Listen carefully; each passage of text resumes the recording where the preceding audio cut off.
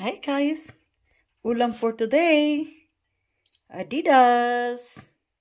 Pakuluan ko muna siya. Tapos saka ko siya i-adobo later.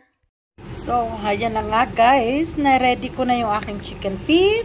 Napakuluan ko na siya. Inalisan ko na din siya ng mga buto na konti. Para konting-konti na lang yung aking aalising buto. So, inalis ko siya like this. So, ayan. Tapos, mayroon na akong sibuyas at bawang. Igigisa na lang. So, nilagyan ko na siya ng mantika. Isang kutsarang mantika lang yan.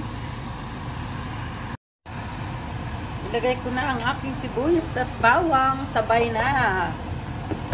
Sabay na siyang ilagay. O, diba? Sabay na.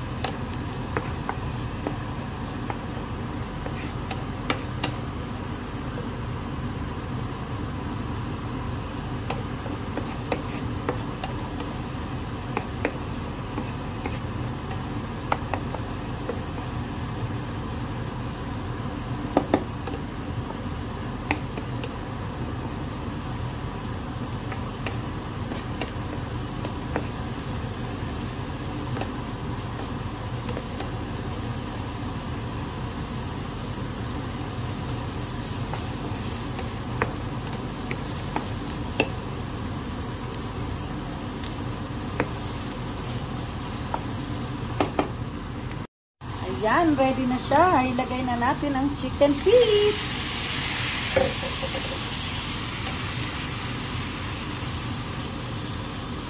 Tapos, takluban lang natin hanggang sa siya ay